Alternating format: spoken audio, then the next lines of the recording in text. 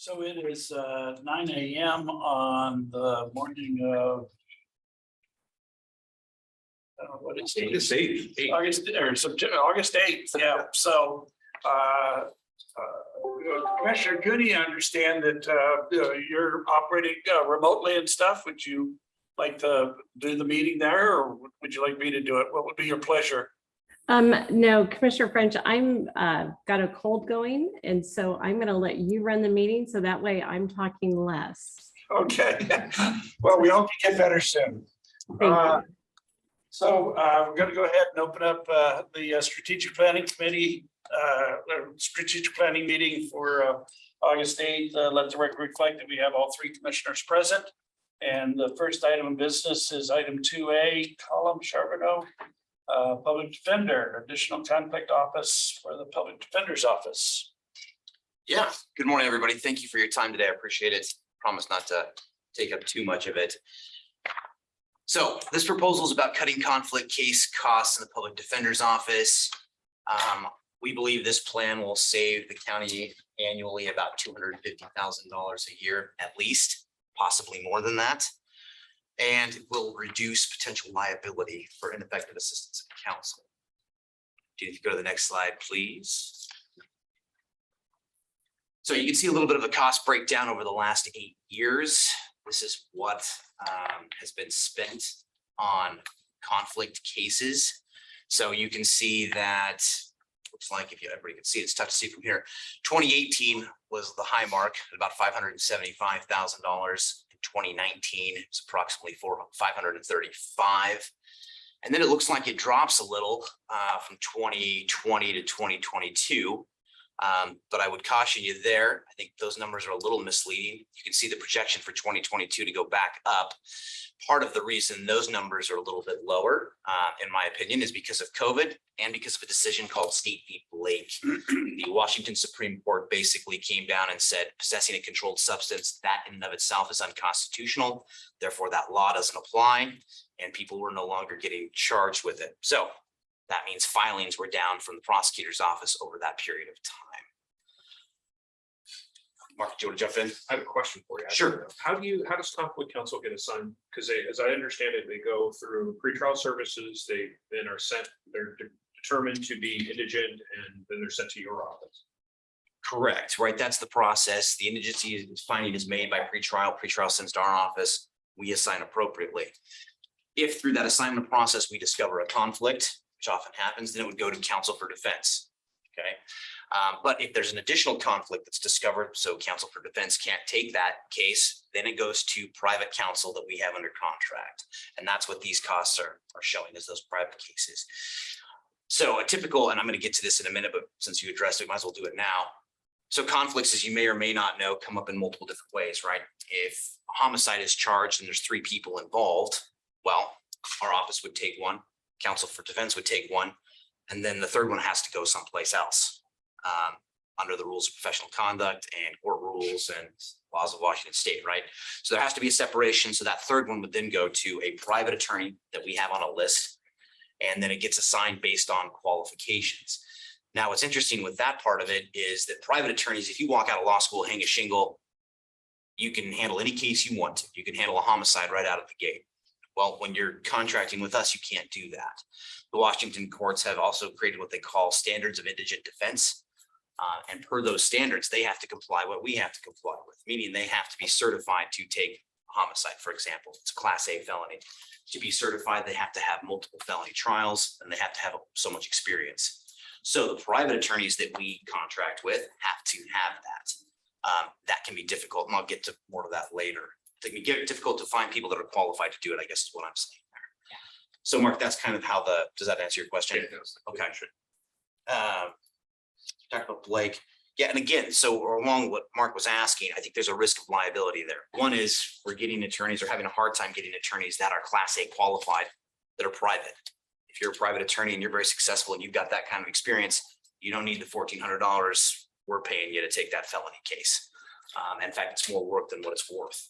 So we have a hard time maintaining that list. We also have a hard time, I think, maintaining the quality of representation, right?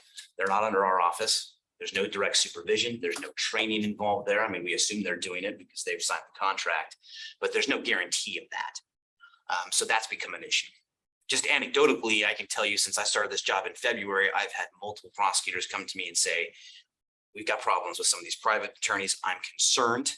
I don't know that they're doing what they're supposed to be doing. And obviously the concern there is then liability for county. Gina, if we do the next slide, please. Thank you. This was just one case that was pulled from 2016 to give a little bit of a cost comparison. My former investigator actually put this together for me. I think he's off a little bit on the in-county costs, what they would have been. Again, this is a projection. Essentially, I'll give you a brief background without giving you too much information because I can't break attorney-client privilege, but this is a case, a more serious matter, a homicide case. You can see the cost breakdown. It was almost $150,000 when it went to private counsel. The case was originally in our office. And so we did incur some costs, but then when it was sent out, again, we lose control of that. We lose control of what experts they're hiring, what experts they think are reasonable. We don't get any control over that. When it's in-house, we do have some control over that. And per a cost breakdown, as you can see, I think this was done in a study that was done in 2017, when I believe the county was considering, privatizing public defense. It turned out that, per felony case, it's about $750 for one of my felony attorneys to handle it. And it's much more expensive for a private attorney to handle that. The investigator cost, you'll notice up there, is zero. I don't think that's actually true, but I think it's fair to assume that it would be less than what we would still pay for an attorney. So again, not much of an expense there. Had we kept the case, you could expect a little bit higher costs, I think, in expert, but not much. It would be basically time for testimony at trial. So again, even if that number is low and you think it's 20 to 25,000, it's still substantially less than the 150, by about 125, 130,000. I'm doing my math right there. So that's just one example, but by no means is it an isolated incident. These kinds of cases come up all the time. This was a little bit of an anomaly, but these cases do happen. And so you can see the cost comparison. Gina, if I could have the next one, please. All right, legal requirements. We kind of just talked about this, right? So anytime there's a conflict, there has to be a separation. So that's essentially that, unless anybody has any questions about conflicts. But there's a couple different ways, I guess I can go through this quickly. One is what I mentioned. If we have a homicide case and 3 co-defendants, okay, all 3 of those need to be represented by a separate office. But there are other ways conflicts can arise. If our office discovers that we have or currently representing a victim in a case, that could be like an assault or domestic violence case. That could be a conflict. If we'd represented a state's witness in the past, and they've done a resolution to a crime of dishonesty, theft or something, that could be a conflict. So there's many different ways that can arise, and those cases have to go out. Also, you can see that we've talked about saving, $250,000. Well, I guess it's not on the slide. I apologize. Oh, yes, it is. Hard to see from here. About $250,000, but from the numbers, it's actually more than that from the math that we did. In fact, the average was about $488,000. The reason I included the 250 is because that's what was budgeted over the last 8 years, 250 to 300. But that just means my predecessor and others in the office found a way to come up with that extra money. My guess would be by either not hiring staff that we desperately need at that time, but it came out of our budget. They somehow saved it. So the actual cost, I think, is more than $250,000 to $300,000. So Gina, if I get the next one, thank you. So the solution, obviously, that I'm proposing is a second conflict office.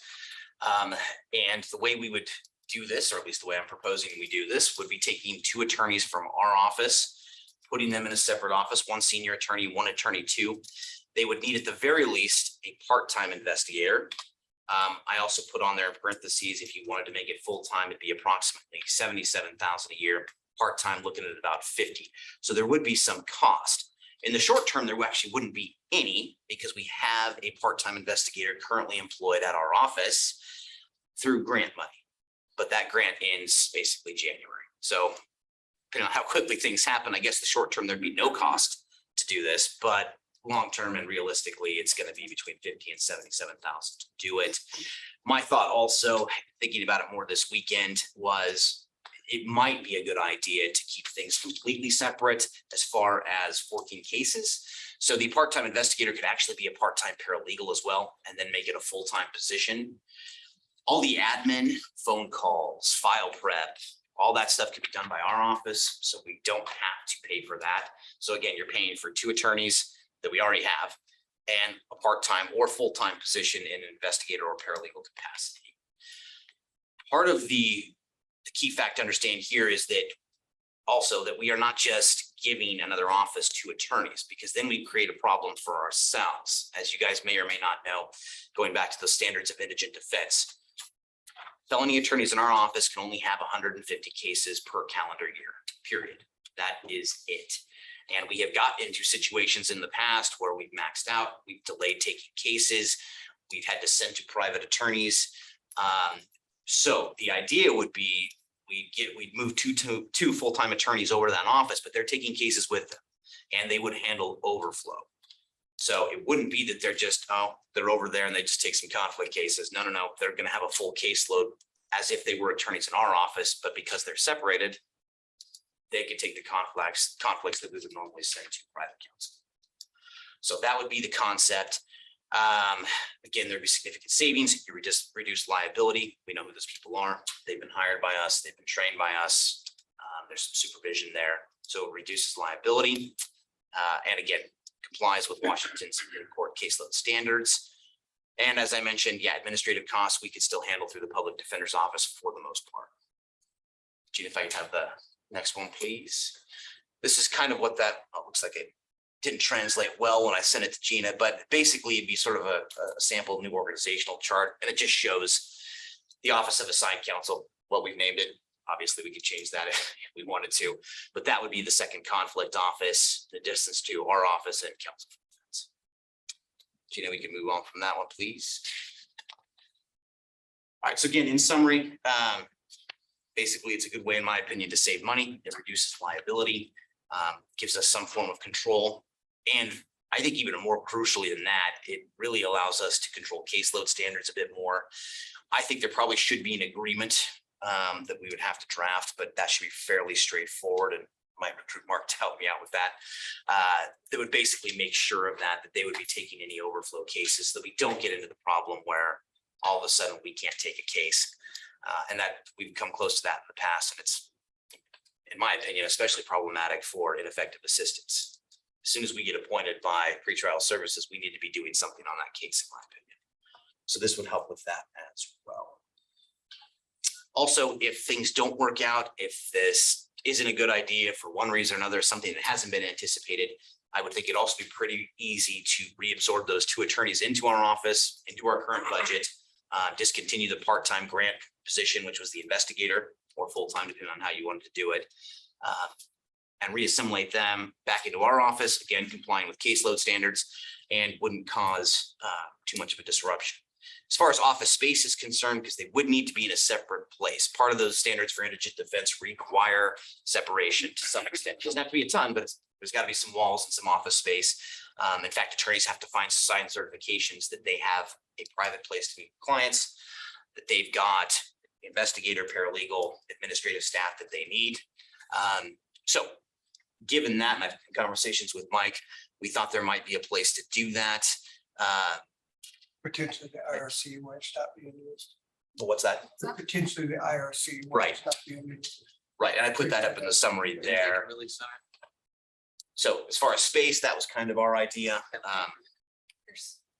Can I ask a few questions? Sure. And I apologize if this has already been discussed with the HR team, but there's yes, but, right? So yes, this sounds great. So how do we do this though in a way that knowing counsel for defense and PD's office? So we have a bargaining group and a non-bargaining group, right? So that's the first thing that comes to mind when you're establishing a new office.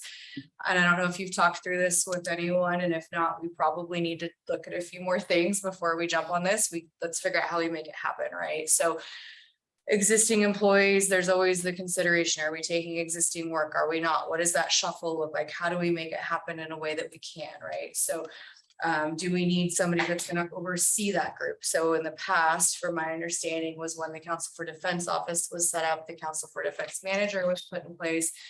which was a resolution, I think 3 or 4 years ago. So the question would be, are we going to need something like that as well? That this attorney reports to, is there a delineation? You'll need to tell me this if that needs to occur, where they need to report to someone specifically, or could they report to Mike, or can they report to you, right? So I think there's some details that we're gonna need to work out here, and what is the line of, or the chain of command look like? And then how do those bodies move or not move? Organized, not organized, peeling job descriptions apart. So I guess if we could, if this model gets approved, there's other things that we're gonna need to look at from a staffing perspective of how we're allowed to move things, move work, and set things up. And actually, I guess in my mind, the senior attorney that would move to that position would be acting managing attorney. But I think you raise a good point, and I thought about this last week, is there need to be a slight incentive to do that. There's going to be some additional responsibilities, although not many. It's only 2 attorneys in that office. So there may be some salary there that we need to talk about. That was my idea. Also, per the 2 slides ago, I think it would still be like counsel for defense or the public defender's office. It would be under the arm, right? Law and justice, but I think there needs to be separation there, and I think there would have to be its own manager for obvious attorney-client privilege. And my thought. And then the question is, does it need to then align with the appointments, right? So for example, we're going to talk about this later, but we have to select and appoint a public defender and a counsel for defense manager on that cycle, right? So does this also need to follow that same model? So these are just some of the things that are triggering in my mind as I hear about this, thinking, okay, what are these details we're going to need to work through? I don't know if it can just be we pay somebody a little bit more as a senior attorney, right? Or does it truly need to be the same model as a PD and a counsel for defense manager, which has different rules of when we have to follow recruitment, retention, all of that kind of stuff. Mayor Cooney, do you have any questions? Yeah, I guess, Ashley brings up some really good points, as well as I think, I guess my concern is we've always talked about that we've been understaffed in the public defender's office. And so for moving some public defender staff, I'm concerned, and I guess Colin, you would know better, where we stand there. The other thing would be, I guess I hope at some point we're getting that IRC back open. So I hate to there's a lot of people that keep wanting to use that space. Scott and I recently heard of the city wanting to talk to us about using that space as well. And I think, I would like to know what other alternative spaces would be as well. Those are just some of the things just off the top of my head, thinking through, and I'm with Ashley though on, if we have to set up the whole counsel for defense, how that was set up, then having to set this up separately. So that way it truly is, a separate office and can handle those conflict cases. And I can address the understaffed part. I mentioned it, but I don't think I did a very good job of explaining it. Essentially with caseload standards, those cases have to go with those attorneys. We can't just send 2 attorneys to a new office without them having taken any cases, because if they do, now we are significantly understaffed. And now we're running up on that more than 150 cases per felony attorney per calendar year. And if we get there, then we can't take the case. My attorneys can't sign certifications, and now we're in a real problem. So to answer that question, they would have to take cases with them for this to work at all. Otherwise it doesn't. Has there been a change in the caseload thing? I'm looking at from 2012, and I think again from 2015, and I agree that it says 150, but it says should not, so it's not a hard. They've changed it multiple times. The version I looked at last week, again, just to refresh my memory, is it's 2021, I believe. I can get you a copy, Mark, but I'm sorry, I just want to make sure. No. Yeah, no, they have changed it multiple times. They've adjusted it. Yeah, this is effective 20. Commissioner Kearns? No, same concerns about how we appoint the public defender and the head of counsel for defense. And would we have to do the same thing? Set up that panel, of presiding judge, someone from the bar, and then the chair of the board to appoint, or can we just fast track it and, like Colin's saying, move two attorneys over there? And I don't know if we can't. I Need to read the statute and the resolution again before I say, sorry, I haven't changed. And So that's okay. so Yeah. Paul, I think we're gonna have to work on this, and Mike, so there's some statutes we're gonna have to look up, we're gonna have to figure out the delineation between the offices. The timing actually works well if this does happen, because we're gonna have to put that council together here anyways, and so it'd just be another position to add to it if that's the direction we have to go. But I think we need to look at that stuff. We also need to look at bargaining versus non-bargaining, if that impacts anything with our represented groups. So we can do all of that offline if that's the direction you guys would like us to continue to look into, and maybe we can bring you back that final information. But I think those are things we're gonna want to know from a staffing model perspective. So from the, I'm assuming that for you to be able to take the next step, you need to know whether the board is generally supportive of the concept. We're not taking a vote or anything like that. It's just kind of a head nod as to whether, you know, we want to spend resources to vet this out or not. So, you know, go to you first, Commissioner Cooney. Is this something that you think you'd like to see staff pursue, or do you have other concerns? No, I think there's, you know, there's obviously the concerns, but I think it's definitely worth vetting and seeing if we can, you know, be able to save money and do it more efficiently. Commissioner Kearns? Yeah, no, I think if we can maximize the employees that we currently have here, be able to bring down the amount of money that we're having to pay for outside counsel, I think it's definitely worth exploring. And I agree with you, Commissioner Cooney. I mean, you know, both you and I had the opportunity to go back to Montgomery, Virginia, to look at the IRC that they did back there, which was extremely successful. And I think both of us were optimistic that we'd be able to replicate that here, and that just didn't happen. So we've got a facility that needs to be put to another use. And so if this fits, then maybe that's a way to capture some of that investment. I agree. I think it's worth pursuing. And so you got 3 commissioners that are saying, bring back more information. Okay, Mr. Simmons. Presuming all the logistics work out and stuff, Colin, what I'm seeing in this is there's a potential to reduce budget by about 250 or so a year.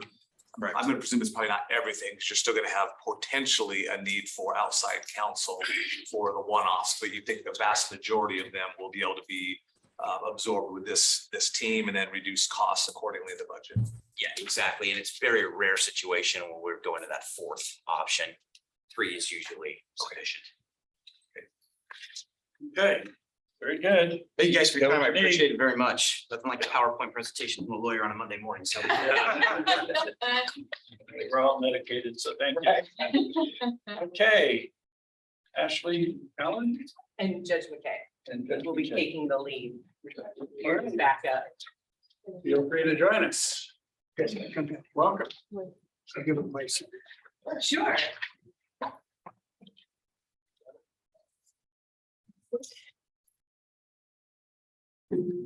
All right, good morning, everyone. Happy Monday morning. Julie McKay, presiding judge, Superior Court. I wanted you all to have the information about some of the latest grants that have been given to Spokane Superior Court through the Office of Administrator of Courts, AOC. The first issue that comes up is the Self-Help Center. And I do know that Commissioner Cuney had kind of been abreast of the Self-Help Center. AOC has awarded Spokane County $250,000. And the intent behind that is to develop a self-help center, which will help then pro se litigants, those with language deficiencies, work their way through the systems down here. What AOC really wanted was to have a self-help center here on site. And as you all know, we don't have any space for any of that. So we went back to them to say, well, we would love to have a self-help center. There are lots of outside agencies who have given some input as we have been walking our way through this. And the option that we came up with, based upon the fact that Superior Court doesn't have any space, nor do we have anybody that can run this, which will take some real work to get it up and running to begin with, and then to administer it if it continues to be funded.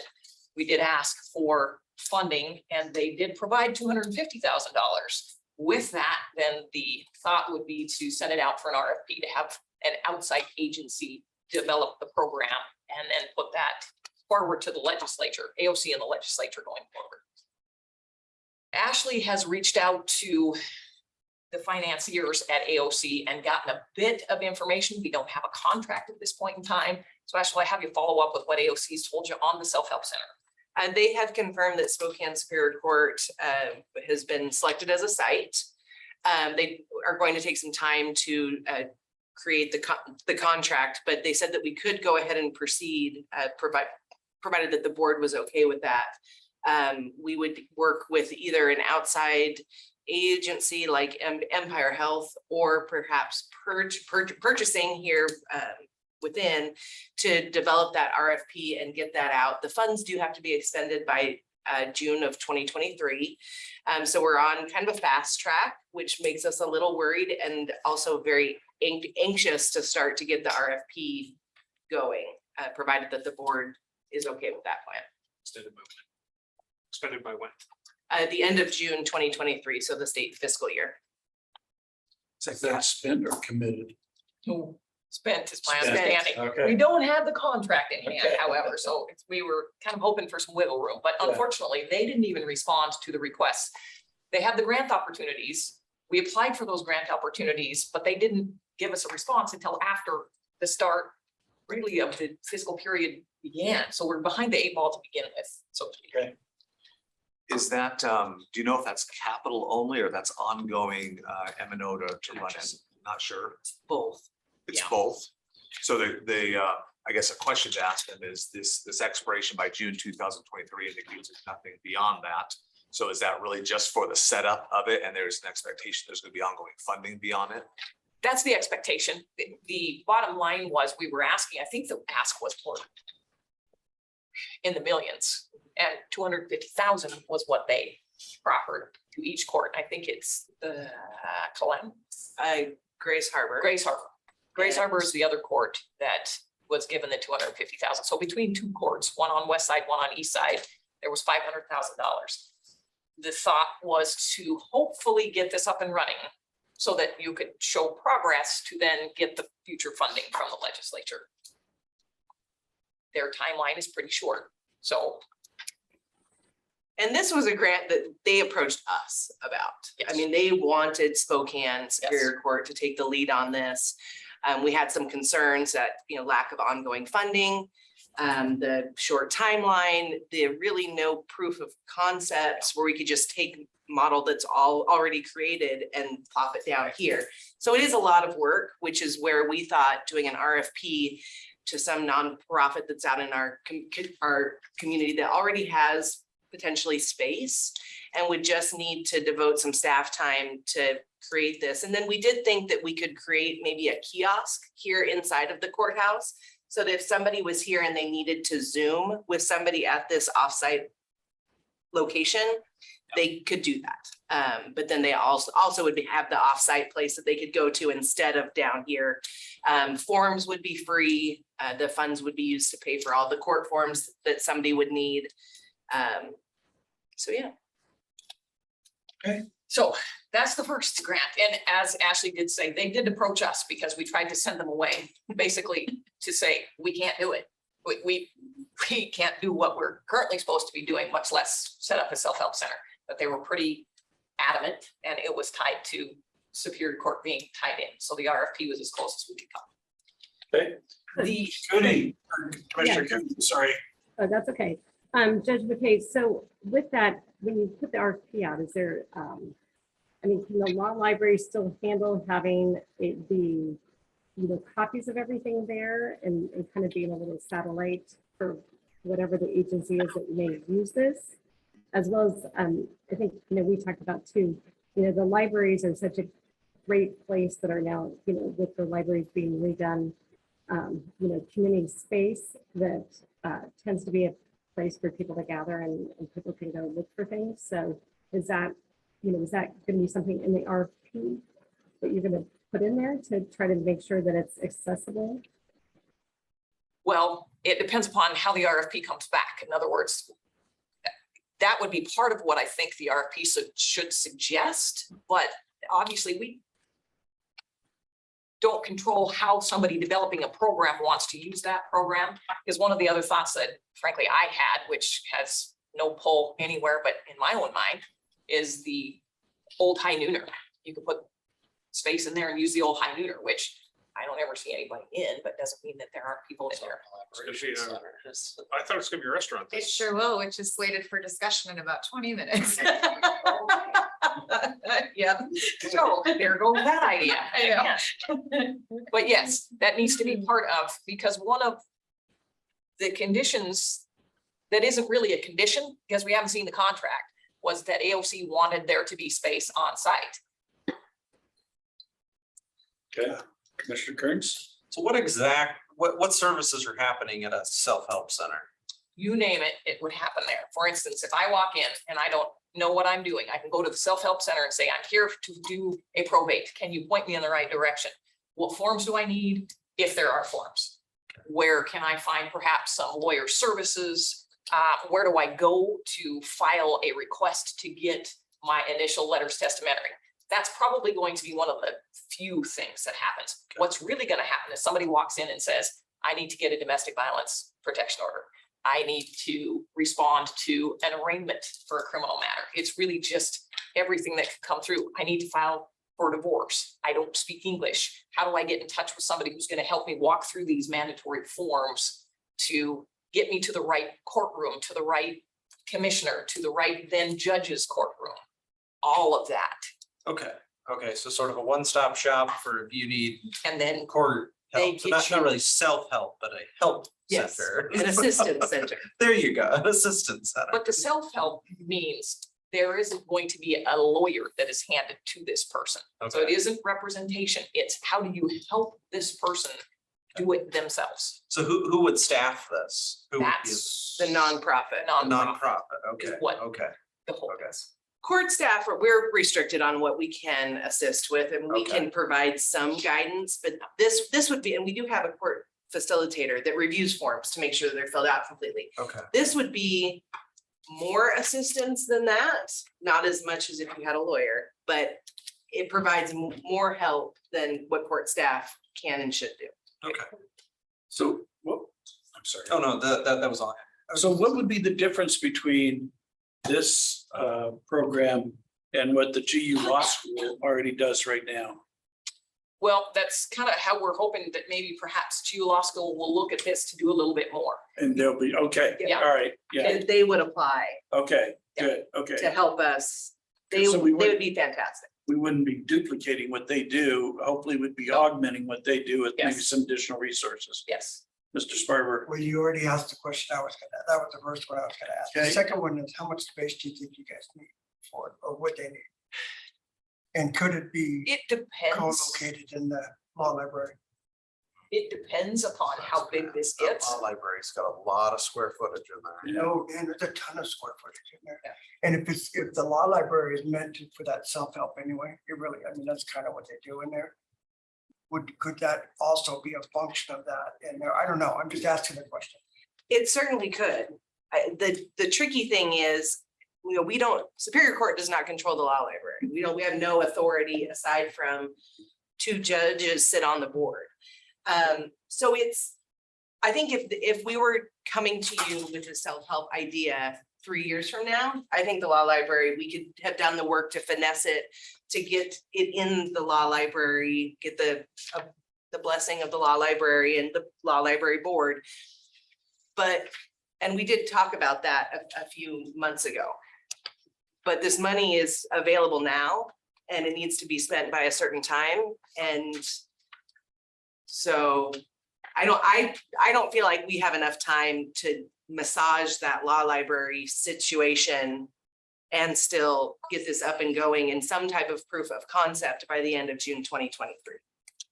Ashley, sorry. Oh, no, I was just gonna say, so is it 5 voting members on the law library? I mean, you have 2 Superior Court judges to Superior Court support this plan. Oh, absolutely. Well, that's two of the 5. Then you have, Commissioner CUNY, if we can sell her on this idea, you've got a majority of the law library board right there that can, no massaging needed, just take a vote. So, I would agree in theory, the law library board is I mean, they meet quarterly. Okay. So again, I want to be cautious. I'm not trying to step on the law librarian's toes. I mean, I hope you can appreciate the position that I'm in. Yeah. I think it's a great suggestion and we had kind of talked about that, but I don't want to presume that we can move forward with that without the law library board saying.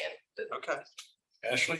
Yeah, so kind of a thought on that. So if Gonzaga essentially is the one who potentially, hopefully would do this for us, you had talked about maybe a kiosk. So when we had looked at the collaboration center, there are really cool kind of phone booth type options. And so potentially maybe if we had a smaller place somewhere on campus that we could essentially put a phone booth with a kiosk, the door shuts behind the person, it's soundproof. So they're able to then communicate with whomever is staffing maybe at Gonzaga. So they don't have to go to Gonzaga, but you still have a space. And then maybe you're not having to have this initial go between with the librarian if that's not something we think is reasonable. But they, I mean, they were, I want to say 10,000-ish, which sounds kind of pricey, but it could essentially, if eventually maybe it did move here, that could be repurposed maybe for something else, right? So I think there are some really cool solutions out there that we've seen from a technology perspective with the collaboration centers ideas that have kind of started coming out. I love it. And I would certainly say with the law library that it's, I mean, I think it definitely needs to be, those forms and stuff all need to be there. I don't think the law librarian is the one who could administer the program and think of how to have this happen across the Spokane County. So that's where I think having a nonprofit or Gonzaga be the ones who are really the ones managing it. And the law library could just be a satellite site for it. Because I think you're going to have different sites for the self-help. And how do you make that work? And so I definitely would love to see the law library be part of that, but I don't think the law librarian is the person who could actually manage, take on the project and make it better. Okay. No, nobody was saying that the law library would run it, right? Yeah, no. I would- No, just using their space within the law library to have it administered by a nonprofit, like you were saying, so. I think we'd all be very happy with that. Well, and I think the IRC is still up in the air too. So. Yeah, Sounds like you got your 3 votes on the law library board though, if you need space. For sure. okay. I Yes. know when we had talked about this earlier, a couple months ago, the idea of maybe the campus is accessible to some, but not to others. And it's maybe a inhibitor to actually come down here. So the idea of having it in either GU Law Library or other libraries across the county, as Commissioner Cutie mentioned, might be a good one as well. Yeah. So it just gives greater access to people without having to come down to the campus. I do know that we've met with New Harris in Action. And they are available for that situation. And they have indicated that a lot of their clientele doesn't want to come down here, but they still need the help. So exactly that. Well, you know, another location might be SGA Plaza. A lot of the folks are using public transportation as well. So that's kind of a neutral site. So, all right, anything else, Commissioner Kenny? Commissioner Kearns? So you feel comfortable, you've got your direction and Perfect. go forth and do great things. All right. We do have 2 more small. We do have 2 more small things. AOC, now these were grants that we did go and ask for. AOC has given Superior Court $150,000 for updating AV in the courtrooms. That is something we're just supposed to be sending them the bills for, and they're supposed to pay. I know it's not quite that easy, but I'm gonna toss it out there like that. So I know that Ashley has been working with her staff to find out the best and most efficient type of AV to use. I can tell you my courtroom has ghosts in it, so some days it works and some days it doesn't.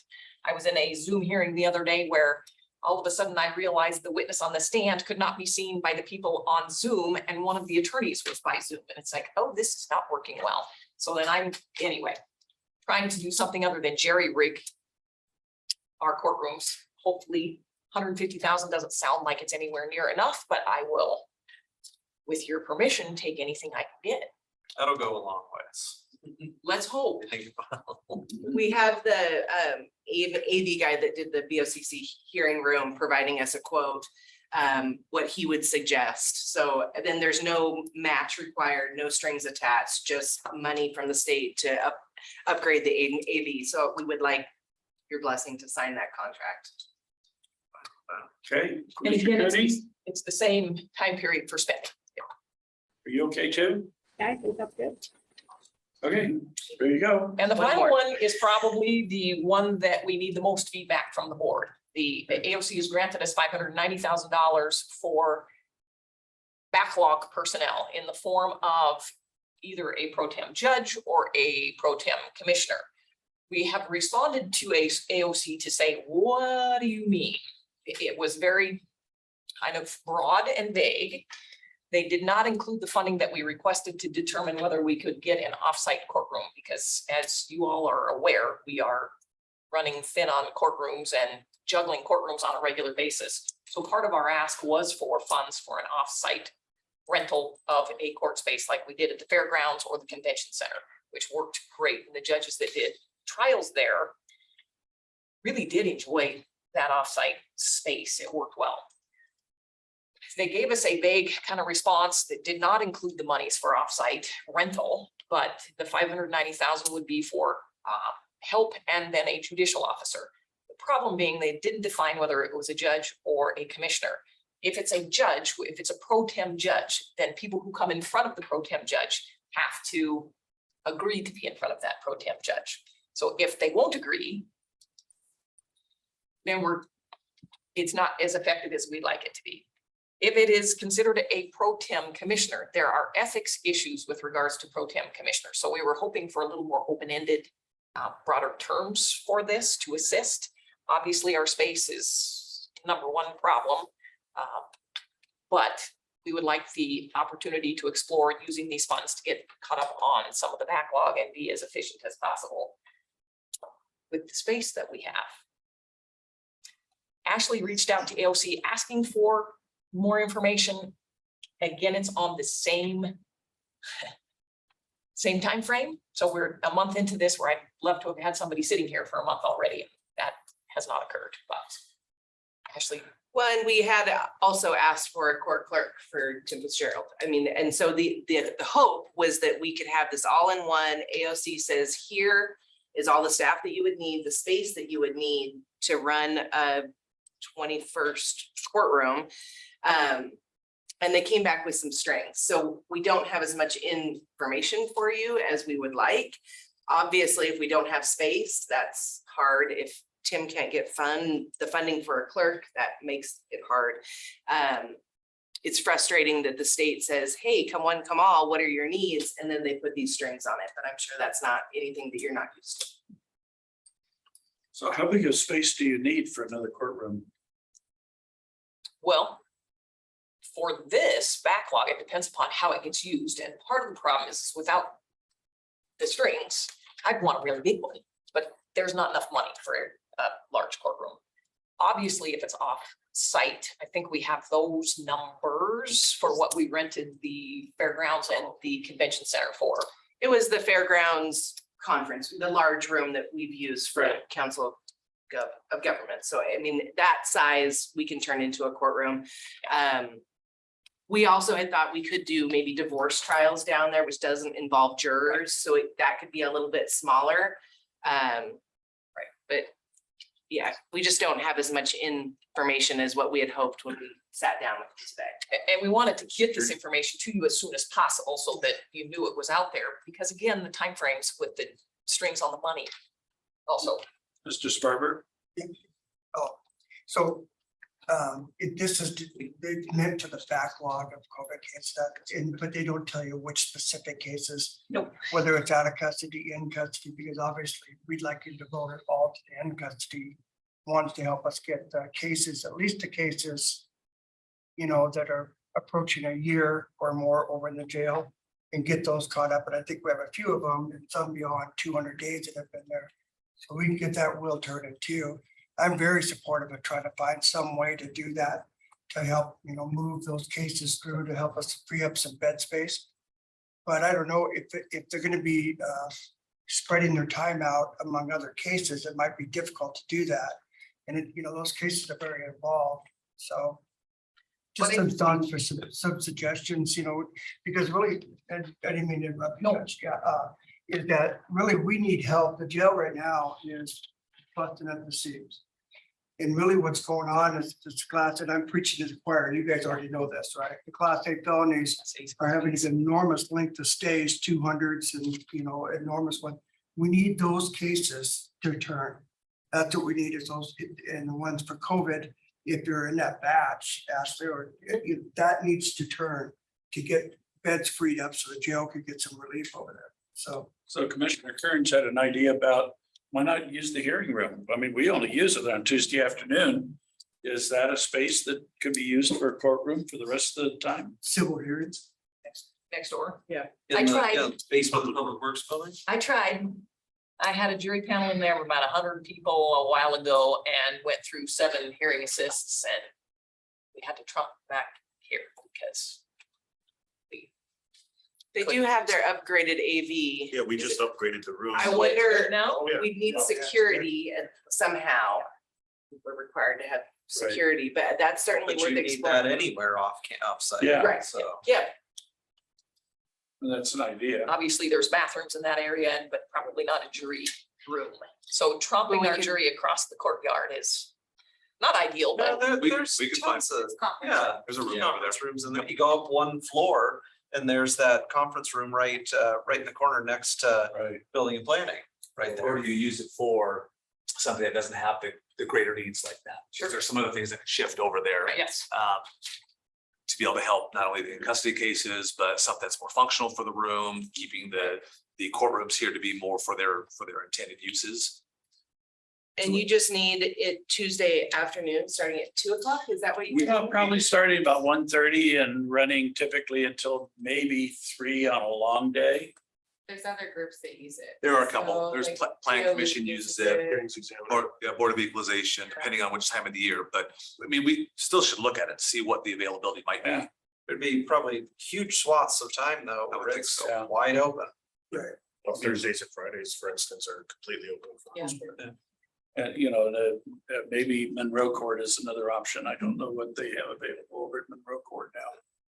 I also think about the WSU building. It's not the most glamorous building, but that whole basement is a massive conference room that I don't think gets used all too often anymore. That extension building, they have a lot of the AV already set up in there, so that might be one worth looking at. And then there's a ton of empty offices and conference spaces throughout that building, so you could have jury rooms, I think. And I mean, it's old, but it definitely has a ton of space in it and parking, which is nice as well. That's large. And I think we talked about too, not for civil, do they actually need a courtroom or do they need a hearing room? To have Courtroom all- for civil. For civil. Oh, yeah. Okay. And so do Juries. they have juries as well? for Oh, all yeah. those? Okay. Well, then- okay, 2 types that. What's being backlogged now Mhm. are the civil cases that are taking second place to the criminal cases that need to get out. Okay, right. But they are the ones that are 12-person juries. More than, some of them are short, but some of them up to 3 weeks worth. So once a judge starts a civil case, they're not gonna break for anything criminal. The other civil is obviously family law. Family law does not have, Right. doesn't have a jury, but. And those are lots of backlog in A that, lot of backlog. a lot of backlog in that. With the old family law spot over there, we walked through there a month ago. It's wide open. It's got a lot of rooms back down the hallway. I mean, no one's using that too, so. So what I hear is that we can continue to explore that and come back to the board with a better developed when we have more information from AOC. Commissioner Cooney, are you okay with that? And I guess I just want to make sure that, again, the grant is only for, till next June, is that correct? Correct. What, I didn't understand. That I it's- couldn't understand what you said. What was that? I said it's just until next June. And so it's not an ongoing, they're not funding this ongoing, correct? Correct.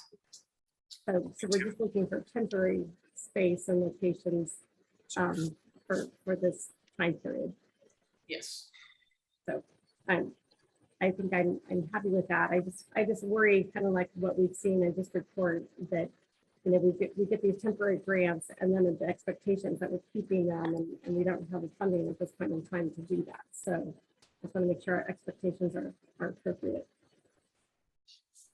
My hope is that we can show that with the funds from the state, the courtroom, the judge, that we can process things quicker and then potentially come back to the board and say, look what we've done. But we are well aware that there's no ongoing funding. Okay. Very good. So, Any other questions? no, thank you, Judge, for joining Enough, we'll us. move forward and get you more information as AOC gets it to us and keep you hopefully Okay. unbusting the jail scenes, but. Okay. Yeah, take care. Mr. Fitzgerald. Mr. Burge, good morning. We have a quick one for you. Just need the board's authorization or resolution for our brand new Blake contract. So we're gonna talk the contract first. I'm gonna have Matt Koza, who's my representative in the prosecutor's office, handling the contract. We're just telling you what this contract is a little bit different than our previous contract that you authorized, but they're just nuances. Plus, we got more money to farm out, and then I'll give you a quick update on Blake, and that'll be it. Okay, so Matt, over to you on the contract. Thanks, Tim. Good morning, all. So this is just as a reminder, last year after the Blake decision, the board authorized the county to enter into a contract with AOC, wherein AOC reimburses the county for LFOs refunded to defendants who have had their convictions vacated, and also refunds the county for the extraordinary expenses in doing that. So the time spent above and beyond personnel normal job duties as a result of the Blake decision. So for clerks, that's processing the orders and the refunds. And we also have a deputy prosecutor who pretty much only does Blake stuff. And the term of that original contract went through June of this year. So it expired July 1st of this year. And WAPA and AOC went back and forth on the terms of a new contract, and the new one pretty much keeps almost all of the old one. It just extends the time period for another year through to July of 2023. And at that time, the state anticipates having its own refund bureau set up for this purpose. So we can just shift a lot of these obligations to the state at that time, but it's going to take them apparently until that time to do it. So until then, we're pretty much staying the course with the way we've been doing it. And some of the differences in this, the language has been tweaked a little bit just to correspond to the legislature's language in their budget provisos, where they grant the language, or where they grant where they allocate funds to the counties for this. So we changed the language a little bit, and we acknowledge that the refund bureau is likely to be set up in 2023, and we have the same amount for extraordinary expenses, but more money for the LFOs themselves. So I anticipate this contract operating, effectively the same as the last one. We've got all the wheels in place in the county for how we process these things, and Tim can talk more about that. But it's been operating smoothly enough. Obviously, there were some kinks to work out at first, but we're getting the refunds out and we're getting our reimbursements. And so we're asking that the board authorize Tim to sign this contract on behalf of the county with AOC. So any questions for Matt on the contract itself? Commissioner Cooney? Nope, she's good. Commissioner Kearns? No, I think we're good. So on the resolution, then I'll sign the contract on behalf of the county. I'll continue running the program exactly the way we're doing it right now. Just a quick Blake update. Hey, good job, Matt. Thank you. On the Blake update, this is back on that the possession ruling that they made on drugs, and it goes, we have data, I have good data from February 2021 to January 1993, and that's what we're executing right now. Simple possession, we had 10,344 cases, needed vacate, dismiss those cases. And as of yesterday, Sunday, we have vacated, dismissed 2,300. So we're tracking, and that's going pretty well for us. on the Blake Plus, where they have other felonies in addition to the possession charge, and those that were in incarceration that were close to being released, we've got them all released. So we have nobody in incarceration that's pending release or should have been released. So we're safe in that category. The rest of them have longer terms to serve. And so Can I ask, do we, as the county, have to initiate the vacation, or does the individual have to come to the county and initiate that vacation? we initiate the vacation dismiss cases. We're doing that Okay, on okay, autopilot. so, okay, But the resentencing, that's a good question. On the resentencing, we are waiting for the attorneys or DOC to inform us on a person that needs to be resentenced because their offender score could change their time in incarceration. It could be an immediate release or a near-term release. Okay. So DOC has done all that for us. As best as we can tell, we have nobody that's close to being or should have been released already. Everybody else is in for a longer term. And when their score gets changed, they're still in for a while. We had 4,036 of those we've resentenced. They has to go before a judge. So it's a resentence hearing. We've done 168 of those. As you heard Judge McKay mention, there's a backlog and a lot of things the court is working on. This is one of them. But we're on a slow track on that one. Now, I still need to identify from 1992 all the way back to January 1971, these same categories. But that data is old, it's not reliable, we're working on it. The main thing is we get this group here in front of us done. This is 28 of the 50 years, we'll be in good shape. On the money, real quick, simple possession, we guesstimate 2.4 million to be owed back in refunds. And in the Blake Plus cases, the additional felonies, 1.4 million to be owed back on refunds. That's just a guesstimate on our part, as best as we can come up with. Actual numbers to date, we've actually refunded $60,400. We've actually refunded. We've redirected. So our policy, not every county is in agreement, but our policy in this county is that they have delinquent cases or they owe on other cases and they are due a refund. We take their money and we redirect it to their other cases. They don't get the refund. It goes to the other cases that they have delinquent. I think that's the proper thing to do, but not all county clerks agree to do that. So that's what we're doing. So total to date, that's $52,461. So we have refunded or redirected $112,855 already. Again, we're tracking well on that. We sent in our first group of reimbursements to AOC, the state has paid us back, has paid the county back $52,000 already on LFO funding. We have our next batch, will be 10,000 remaining plus the other money we spent back for LFO. And then we have our extraordinary costs. We delayed on extraordinary costs because the legislature granted the Office of Public Defense $11 million funding to pay for their extraordinary costs. We had that in our county costs, so we took it out of our county costs because they're going to get paid by the state on a different fund. And we don't want to confuse the funds to have the county get double paid and then we owe some money back. So we've not done our extraordinary costs at the moment. Matt and I are going to work on that this week and get those turned in.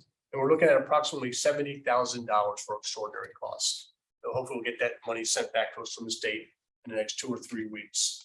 And then the governor has, just FYI, has commuted 92 Spokane cases. So we just write those off because he's commuted them. Okay, and that's a quick Blake update. Any questions? Any questions, Commissioner Cooney? Mr. Kearns? Yep. Okay, thank you. Team's doing a good job on this one. Yeah, no, that's terrific. All right, thank you. All right, thank you. Next up, Tessa Sheldon, Budget and Finance Operations. And she's not in the room. She was here. I was just slip out. Hate it when they escape. So Lindsay Chapman. Lindsay's back behind us. Okay. Sit anywhere in particular, Yeah, no. on choice. Do you want Tessa in here or? Is she here or? They're all here yet. Oh, I'm happy. well, with this. okay. Yeah, sorry. Got my hopes up. Yeah, I'm sorry. Okay. We're gonna need 4. Barbara, you got it. Okay. About. Oh, Roy's gonna sit wherever he wants. Get yourself. Sitting up there. There you go. There you go. Nice task. Okay. So Tessa, if you would introduce your guests with you and hold yours. Perfect. Thank you, everyone. We have Scott Bauer from Northwest Municipal Advisors with us here to give a little presentation. We have on your agenda tomorrow, the bond resolution for the small arms range and potential refunding of 2012 series that's still outstanding. And so we've got Deanna from Pacifica Law Group here to walk through that piece as well. Scott, go ahead. Terrific. Ron, would you be able to pull up this presentation? The one that I sent you. Yeah. Pause a second, wait for it to pop up there. Mr. Cooney, do you have this presentation? Okay.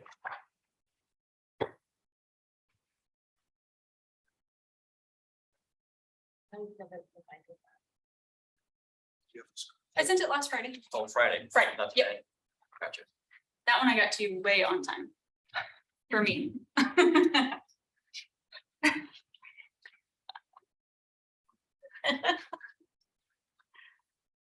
Well, I guess you have the paper copy in front of you. So here we go. There we go. Thank you. So again, Scott Bauer, Northwest Municipal Advisors. Discussing the financing, as Tessa said, of the small arms range. So if we go to the next slide, we'll show a graph of interest rates. So same data on both charts. The one on the left showing you back to 1991, and the one on the right zooming into more recently. So rates been extremely low for the past 2 years during the pandemic, but have gone up really this year. But if again you look at the historical perspective on the left hand side, rates from a historical perspective are still low. So it appears that we're right now in the battle of inflation versus recession. So seeing which one is going to win out here. Next slide. Which one are you rooting for? I'd be on the record for that. The county's outstanding debt is shown on this page. At the top there, highlighted in orange, are the series 2012 bonds. So 15 million of those were advance refunded back in 2019. Those had a 5% interest rate and were taken out. So those took out a lot of bonds that matured between now and 2032 or so. What's left remaining are bonds really from 2033 on out. Those bonds actually have fairly low interest rates, relatively speaking, at 3 to 3.25%. But they're callable here at the end of the year. So the bond resolution is going to authorize the refinancing of those bonds if the savings is at least 3%. Now, based on current interest rates, actually savings are negative. So currently, we're not going to include this. There's no contemplation in the financing to include it unless the market substantially turns around. But again, if that were to happen, the resolution does authorize it. So we consult with your staff before including it in financing. Next slide, plan of finance. So we're looking to issue 2 series of bonds. So there'll be the 2022 A's, which will be tax exempt, and those are really the county's portion of the project. The bonds themselves will contribute almost $16 million to the project. There's a $10 million county contribution, so that brings total project proceeds from the county to $25.6 million. And then there's a 2022 B series that's really associated with the U.S. Air Force, providing about $15 million. And then both series will pay an allocable share of costs of issuance. You can see there on the right, the structure of the debt service. So the Air Force's series is a 10-year series. They're sitting in blue. And the county's is a 20-year series in green. Interest rates are currently for the 20-year series at about 3.3%. And for the taxable Air Force portion, 10-year is at about 3.81%. Go to the next slide, just the schedule of events. Sorry, very, very small text. So we just had a document review session on Friday. So your staff, along with Pacifica, has worked hard to put together the preliminary official statement, and it really was quite well drafted. At the end of next week, we'll have our rating calls with the 2 rating agencies. At the end of the month, we expect to receive the rating and distribute the preliminary official statement to investors. In the middle of September, September 14th, it's currently scheduled to sell the bonds. So those will be the date that interest rates and yields are fixed. And then at the end of September, funds will be available at closing. That concludes my presentation. Okay, any questions, Commissioner Cooney? Commissioner Kearns? All right. Scott, I have a question. Yep. Does the airport, does the airport's pay debt service, pay issuance costs on their portion? And then the county pays issuance costs on its portion? Correct. Yeah, so there's an allocation of cost of issuance to both series based on the series size. And that was planned in our revenue from the Air Force. So that piece is covered. Very good. Perfect. And then real quick, we'll go through budget amendments. Yep. These will be on next week's consent agenda. So this is kind of the briefing the week before. A lot of routine business, some kind of regular revenues that have come in and things. I will call a couple of items to your attention while you look for it. One more page, there you go. Item number 2, Parks and Recreation. We did appropriate fund balance that is proceeds from last year's sale of the Raceway Park to purchase all of the equipment and vehicle purchases that you all authorized earlier this year. Parks is getting going on those purchases for their kind of equipment revolving plan. Next page, Ron, item number 5. We are appropriating $850,000 from the proceeds for the sale of the 8th Avenue building for tenant improvements for community services. We're gonna spend that money out of the general fund. And we received the kind of the first invoice the other day. And they will not exceed that $850,000 allotment for tenant improvements for their 2 facilities. Item number 8 is $500,000 for the 2nd floor remodel of the Public Works building. Facilities has got that project going now, so we just wanted to appropriate fund balance to cover that project. And then on the next page, item number 11 is the matching side of that. So we will take the money out of the general fund and transfer it to the public or the capital construction fund. So we can do the project in the construction fund to keep accounting happy. And all the rest of the items are regular grants and funding that has already been approved and accepted awards from the board. So that's it. Any questions? Any questions? Okay. I think we're good. Awesome. Thank you, guys. All right. Now, Ms. Chapman. Thanks.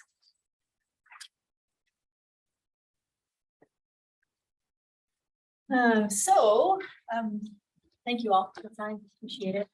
I'm here to just give you a kind of a briefing of a notice of public hearing that we're gonna be placing on next week's agenda. And the public hearings for our comprehensive solid waste and moderate risk waste management plan. We think of solid waste as garbage, clean green, yard waste, recycling, and then moderate risk waste is basically all the chemicals from households that you don't want intermixed with all the other wastes. So we've been working on this plan for almost 2 years. It's required by state law, and it's regulated by the Department of Ecology. And basically the gist is that it describes our solid waste programs, the facilities, our transfer stations, and our plans for near-term capacity to handle all the solid waste and different commodity streams. So I know normally you guys get a red line document describing the changes that were made. We couldn't really provide that for you this time, basically because we rewrote and reorganized the whole plan. And the rationale for doing that was that the 2015 plan, so we re-up a plan about every 6 years. And the 2015 plan was written in a very short timeline. It carried over elements from when the city of Spokane was the administrator of the regional solid waste system. It was pretty text heavy, and now our readership is gravitating to more graphical forms of communication. So we tried to reorganize it and simplify it so that way it was easier to understand for most of the readers. And then lastly, you know, I don't want to harp on the bad things, but we're just trying to adapt and change. So it wasn't really useful to us as the solid waste staff.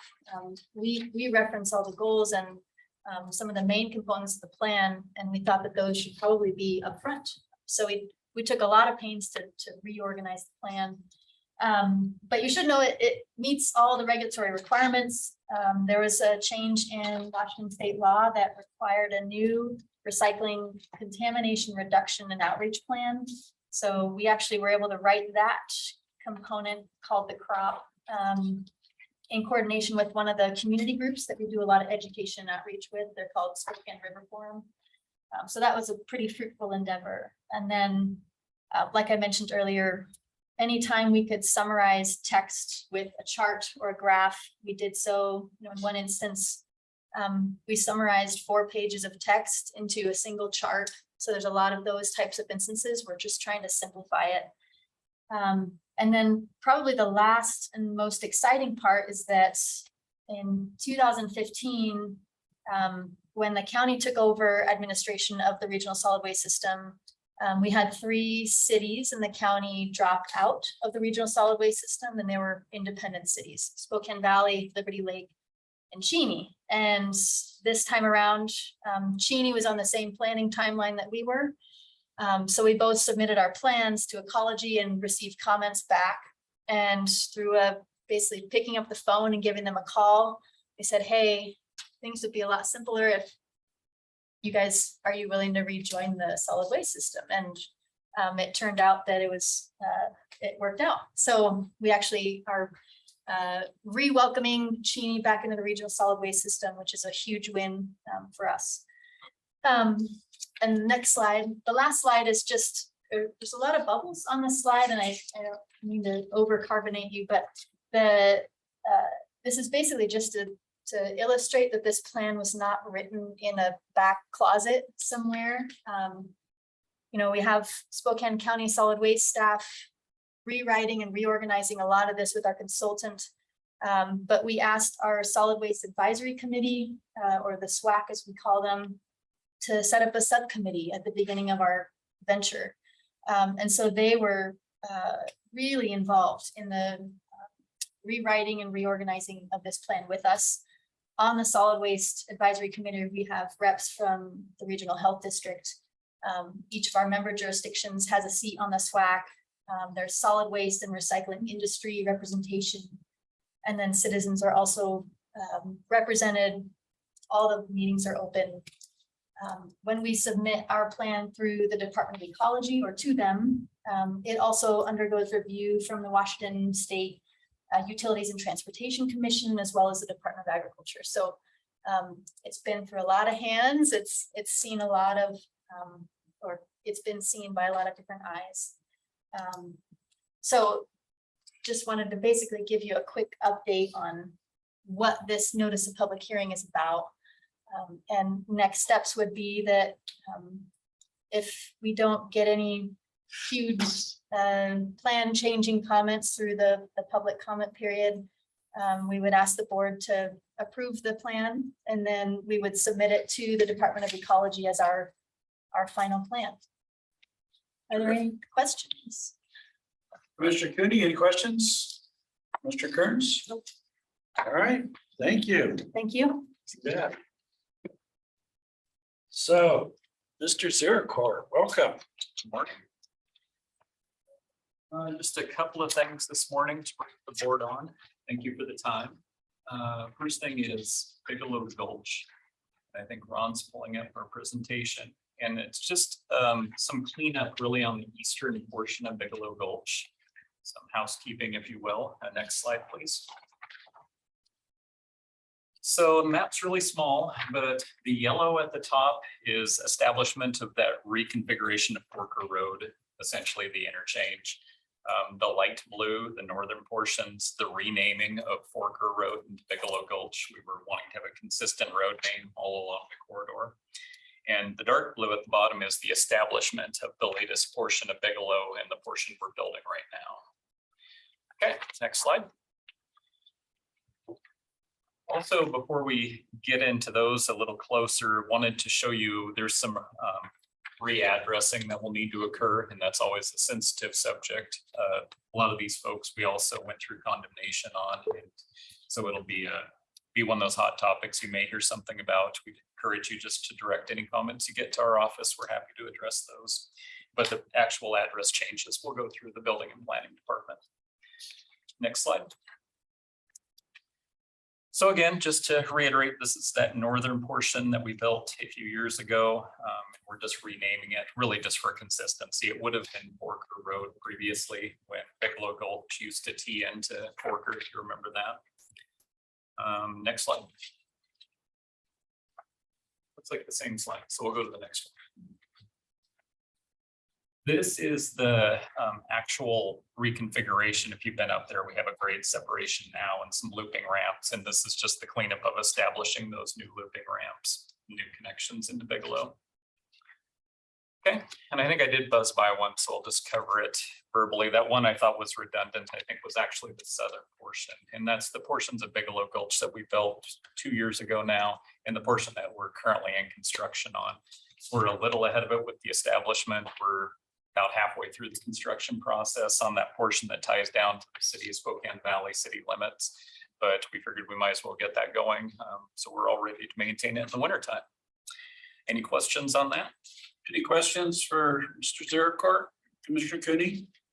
Okay, Commissioner Kearns? What's your estimate on when we'll get to drive that southern portion there when it connects to Sullivan? It is scheduled for the end of the year. We'll Okay. see. They always have material supply issues on signals in particular, so the signal may not be up and operational, but we anticipate the intersection to be done. We would like to be all done paving, just waiting for the signals if that's the case. Okay, wonderful. Yeah. Terrific. All right, the next item I have is just a load limit change on an existing bridge up north. Next slide.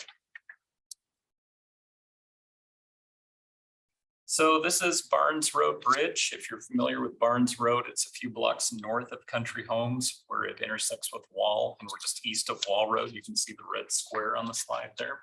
And really, this is another, we've seen this a number of times there. Our bridge group is going back and reevaluating all of our bridge inventory in accordance with current guidance from the national and the state level. And there's a single unit load vehicle that comes up again and again as needing to be restricted. It's just a lot of weight on not that many tires in essence. So this is that restriction. There are a lot of alternate routes, as you might imagine, so we don't picture this being a huge public concern, but just want to make the board aware that it'll be coming up on one of, after we advertise it on one of the next agendas. So that's all I have. Any questions on that? Questions? Okay. Very good. All right, thank you. Thank you, sir. Next up. Ben Brattleboro, where, there you are, right here. All right. Thank you, Commissioner.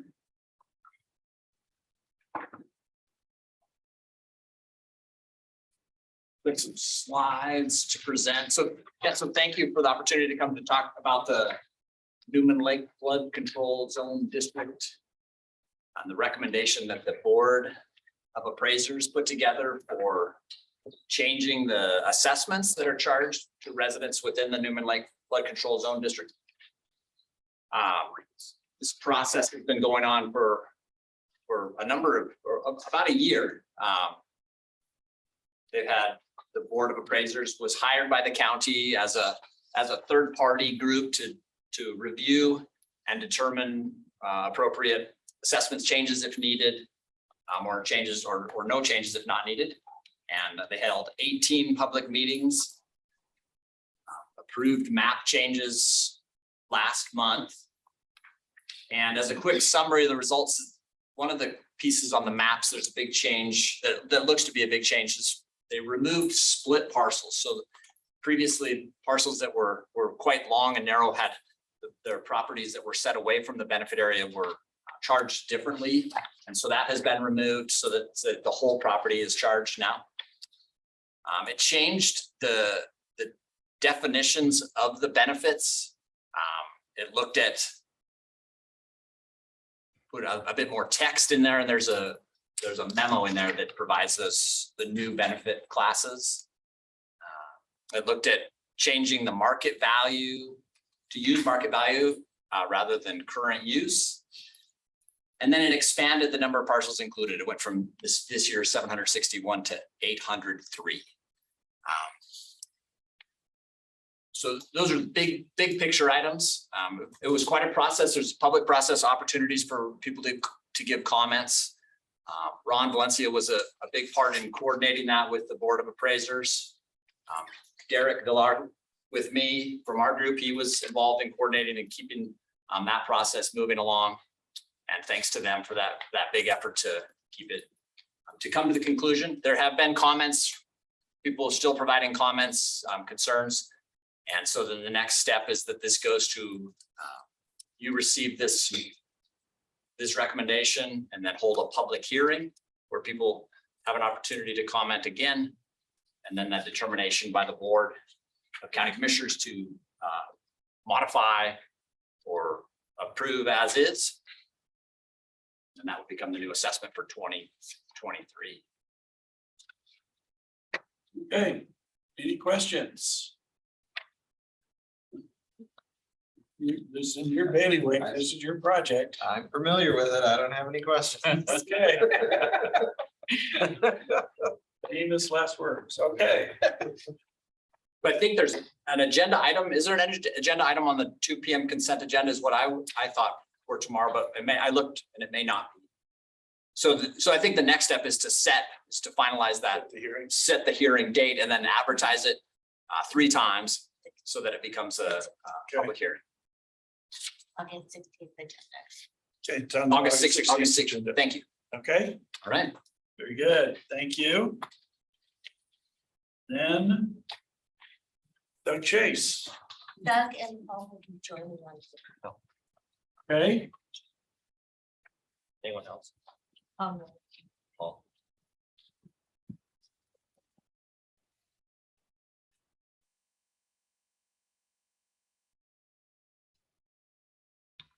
Okay, good morning. morning, sir.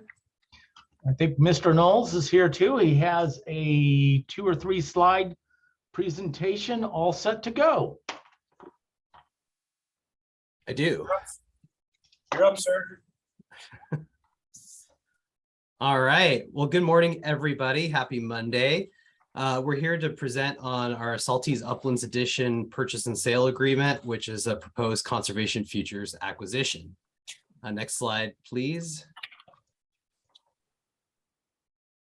So just a little orientation here. The subject property, which is identified in orange, is just south of I-90, kind of in the southeast part of Spokane Valley, really close to City of Liberty Lake and City of Spokane Valley. It's also adjacent to our Salties Uplands Conservation Area, which is 552 acre conservation futures property. And as you can see, just adjacent to that is the Salties Flats Wetlands. Next slide, please. And here's kind of a close-up of the subject property. As you can see here, it's already basically integrated into the trail system at Salties Uplands. You can see those trails identified with those white lines. Now, those trails on the subject property weren't planned or created by county parks, just by folks beating a trail in through feet, hoofs, and bike tires. So I was kind of surprised to go up there a couple of years ago and see a very well-defined trail system on private property. So this property is currently the #1 ranked property on the Conservation Futures prioritized acquisition list. So it was nominated last year. It's 54.6 acres in size, and the seller is Inland Northwest Land Trust. Kind of stepped in back in 2020 to purchase this property from the previous owner and to serve as sort of a bridge owner when the Conservation Futures program was ready to accept new nominations. The purchase price has been negotiated to $340,000, which is 50% below appraised value. So part of that nomination back in 2021 included a pledge to sell this property at 50% of fair market value. So pretty good deal for the program and for the community. So the proposed action item is to approve this purchase and sale agreement between Inland Northwest Land Trust and Spokane County. And if you are supportive, this would be on next week's consent agenda. Any questions? Any questions, Commissioner Cooney? I think it's just exciting to make this happen. And that is a well-used area with the Saltese Flats right below it. It seems like it's getting more and more use. So great job. Awesome. Okay, Commissioner Kearns?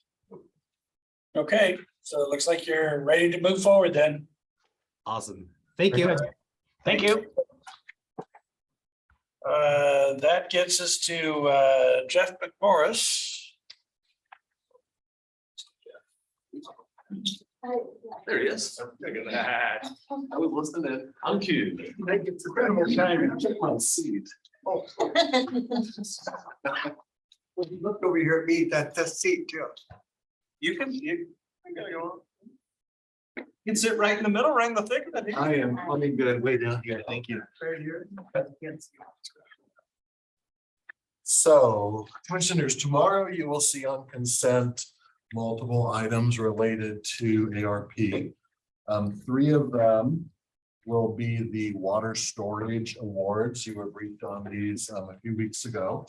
Just by way of reminder, we only had 3 applications, but they were all strong applications, and the decision was to fund all 3 of them. One of them is for the town of Latah. It's 474,000 and change. They need to reline their 250,000 gallon reservoir. It is leaking, and also their second well needs a little bit of help because it's not operational yet. So we need to get that operational so they can use it while the main well and the reservoir with it is being fixed. That is 100% funding for the project. They looked at some other funding opportunities from the state. Arian made phone calls and looked into other opportunities on their behalf. We weren't able to come up with other options. The second one is Clear Lake, which is out in the Medical Lake area. Theirs is a $481,000 project. They're replacing a corroded water reservoir that has leaking pipes and also enlarging it due to growth that's going from 60,000 to 160,000 gallons. It also includes a new booster station and main replacements. That 480,000 is the last piece of funding for a $2.3 million project or a smaller section of that one. The last one is the Consolidated Irrigation District, which is out in the valley. Both sides of the river. It's roughly the southern part of Otis Orchards, the northern part of Green Acres. There's also a dog leg that goes over to Pines just on the south side of the river. So that's the general area. The project itself will be in Liberty Lake up on Legacy Ridge Hill, but the service providers are all Spokane Valley or unincorporated. This is an area with new schools, residences, commercial, a lot of growth going on out there. So this is a new $2 million or 2 million gallon storage water tank and some other stuff around it, transmission and overflow mains. This is a $500,000 award for a $3.9 million project. So again, leveraging a lot of additional resources. By doing all 3 projects, you originally had allocated 500,000. We'll be adding 955,000 to that category to fund all 3. So you'll see a separate resolution to that addition. And then also just by way of reminder, each project, unless it's a sole source project, 10% comes to the county. That's the way federal law was written to cover our overhead. So we'll also be putting some additional funds into admin to for these 10 percentages that come through.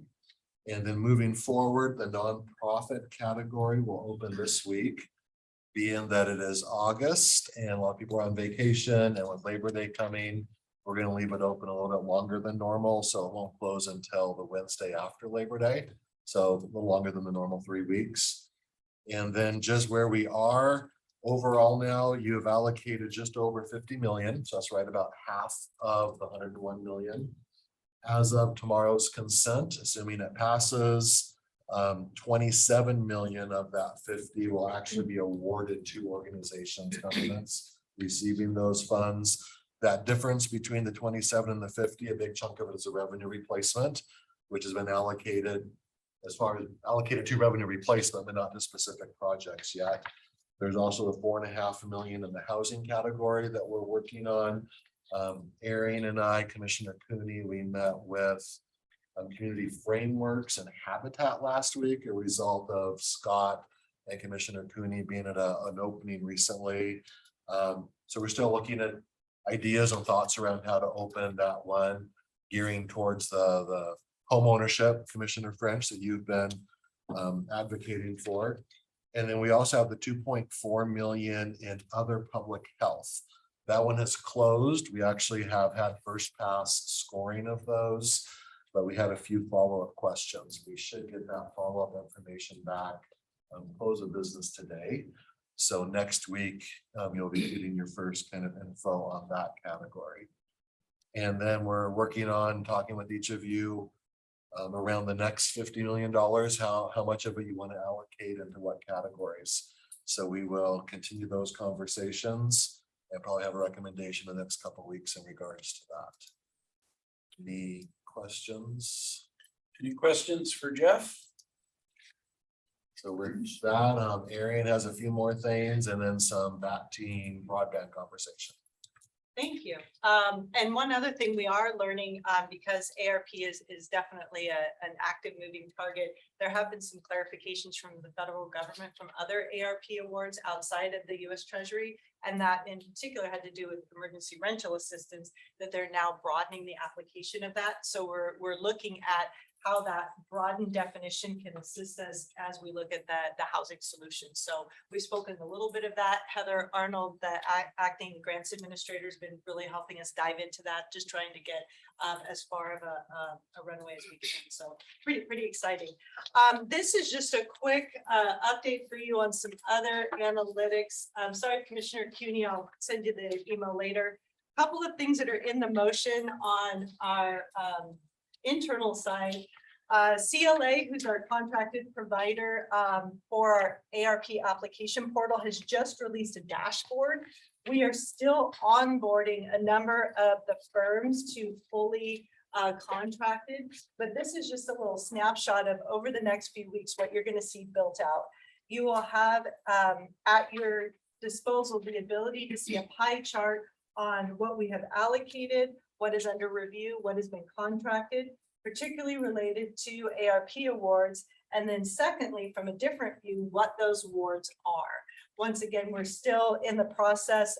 Whitworth Water currently is the only ARP under contract, but we probably have about 15 others in the hopper that over the next couple of weeks will be finalized.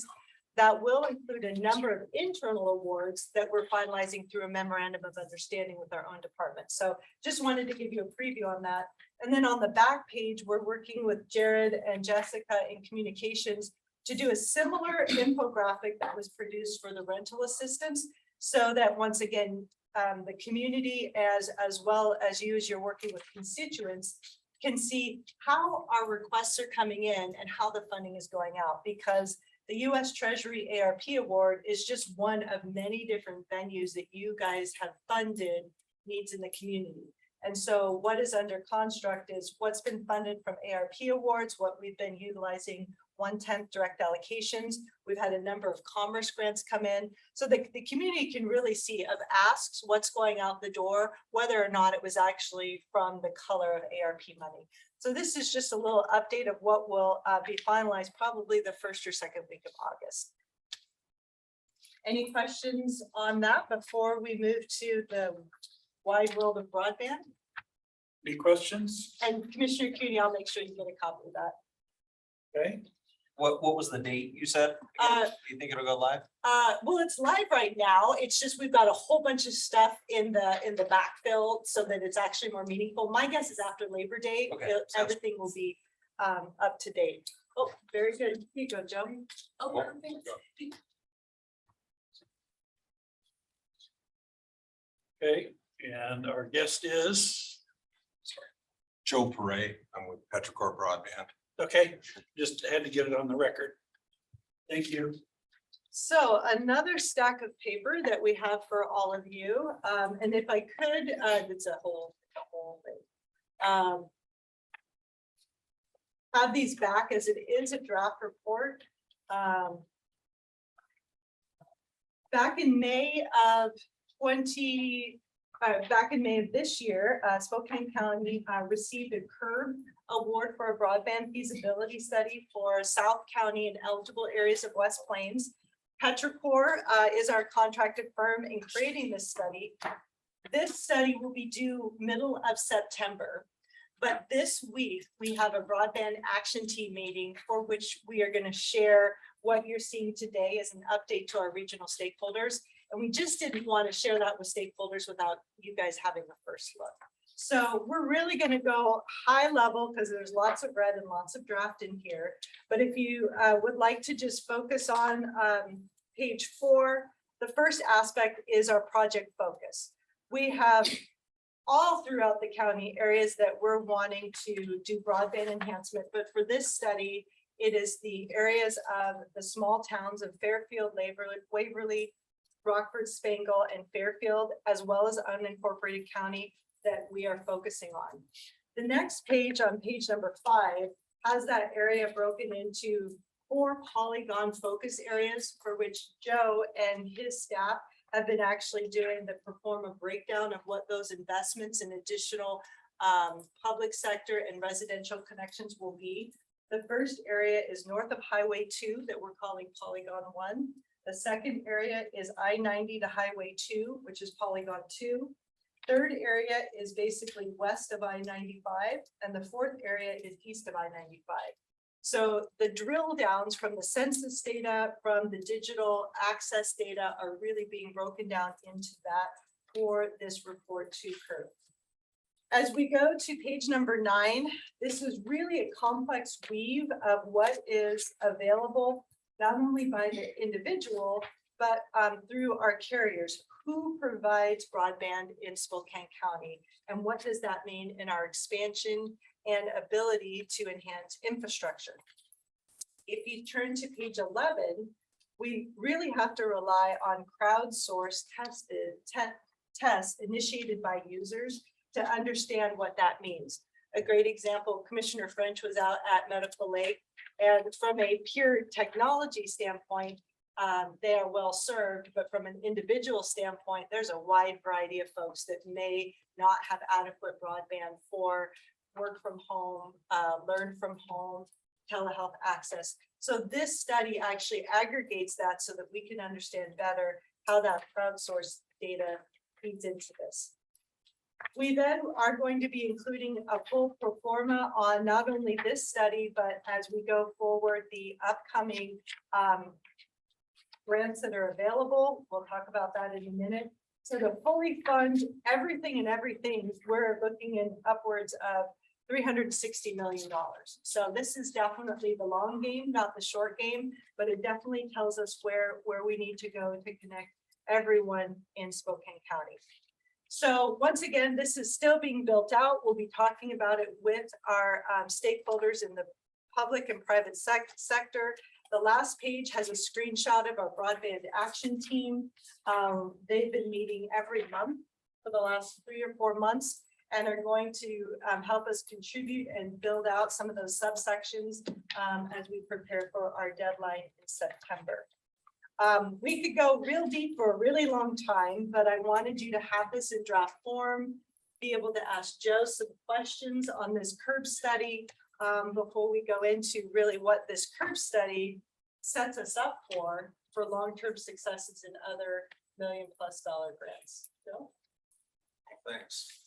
Well, good morning. Yeah, we're at a real preliminary draft in this document.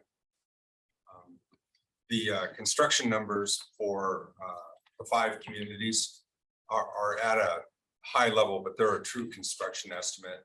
We have not built in the extensions to the rural areas to feed wireless to communities. That's going to happen in the next few weeks.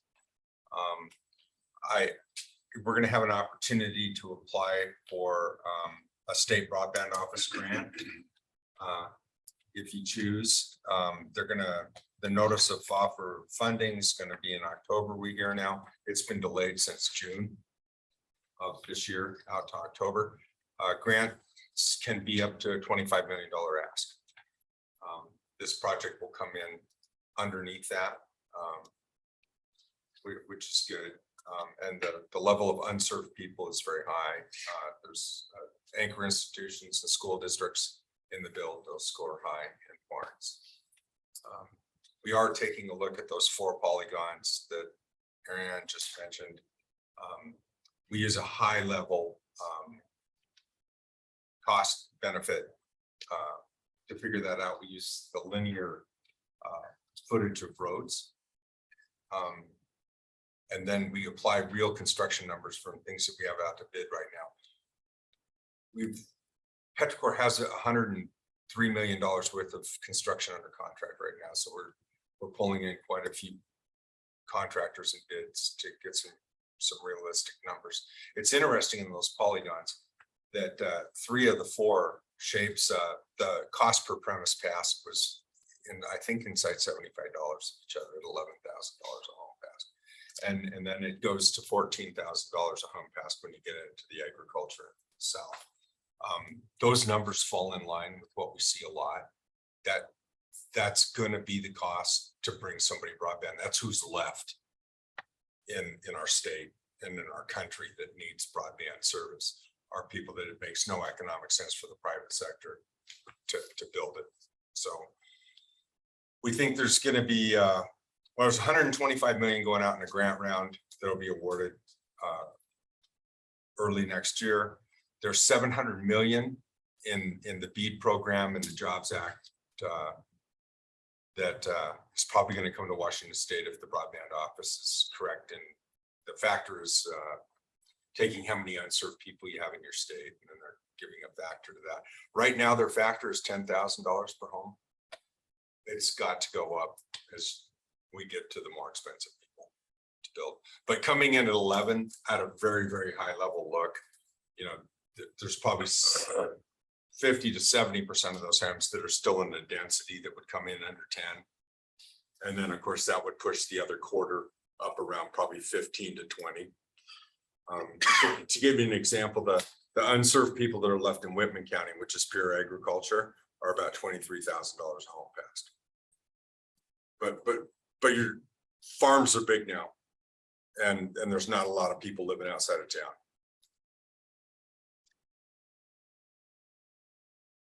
The complement to the actual infrastructure is then the digital equity component. And Ron, if you could bring up that story map link I sent to you. I wanted to share with you something that the Spokane County GIS team is building. It's based off of what's called a story map, which is a platform created by ESRI, who's the leader in geographic information systems. And Whatcom County did a story map. You'll have this available on your phones and laptops. Our goal is before the end of August for you to see in Spokane County what's exactly happening in Whatcom County. So if you could scroll down. So this is really taking, go ahead and scroll down till you see a map, Ron. This is really taking the contents of what's in our study and showing it in pictorial form. So Whatcom County, as you know, is up on the west side near Canada. And these digital divide indexes are what we're using to create our scoring mechanisms for our South County and eligible areas of West Plains into about 12 different highlights. The first is the digital divide score. If you could X that out, Ron.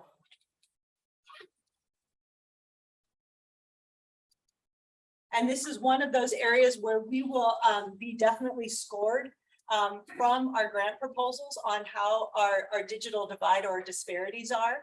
If you scroll down a little bit more, Ron. And keep going.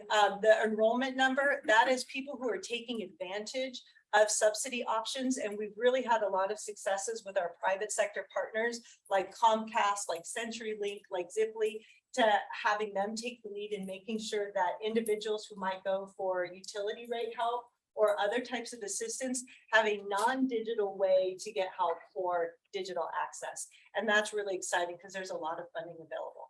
Go ahead and keep scrolling, Ron. So go ahead, sir. Before you get away from that, is the ultimate goal to get everything within that polygon to a moderate or to get it to a high?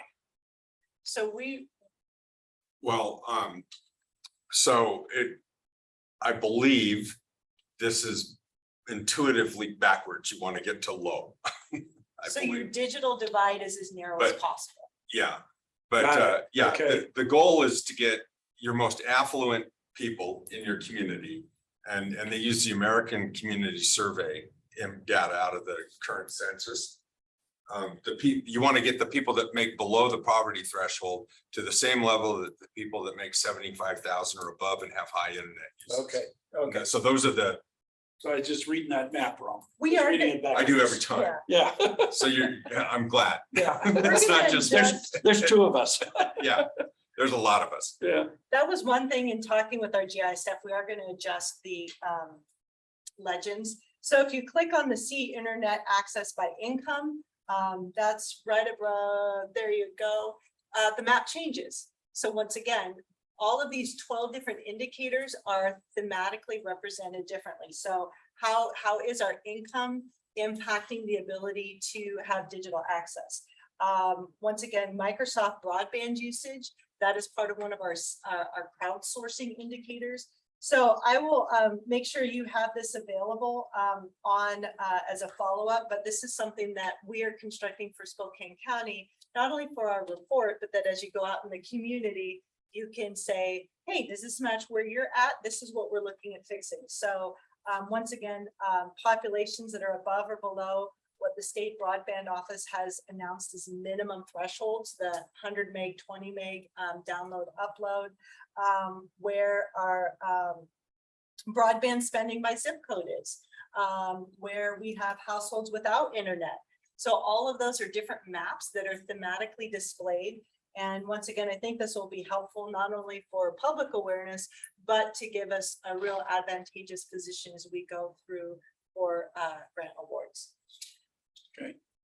Mary, do you have any questions? Are you able to see everything here? Yeah, no, I can see it. I'm good. Thanks. Okay.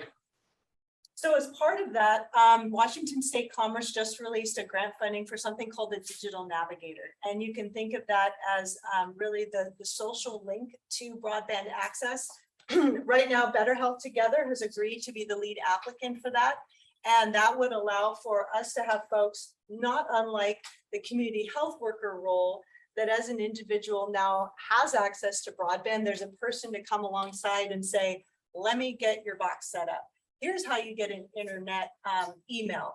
Here's how you can become remote worker certified. So, you know, in the middle of a remote area, your resume to Google for a remote worker comes with the certification to say that you are a solid remote worker. So this grant would really infuse us to be able to have that for all of our partners, both in rural and urban areas, depending on what the need is. That grant is actually due next week. So we're actively working with Better Health Together on that for them to take the lead. Lastly, I think a lot of what we've been doing is assuming the concept of what's called open access. And that means investments that are awarded to public entities have this criteria that it's owned by the public entity. And then there's a partnership with the private sector so that subscribers work with companies, and that's really the role of the company. The role of the private sector isn't necessarily to use these grant awards for their own internal expansion, but that's shared throughout the communities at large. In as such, the open access requirement, which has been around since the dawn of the internet, is I think under consideration again with these very, very large awards. Petrocor is kind of leading the communication with the state legislature on the role of open access as this comes out to ensure that the lead applicants maintain the requirement for public sector to be in the lead. And in as such, they did send some letters to state legislatures, just reiterating the support. Here's a copy of those letters. After your review, if the county would like to also give a letter of support, we can make sure that that occurs. So, and that's for yours.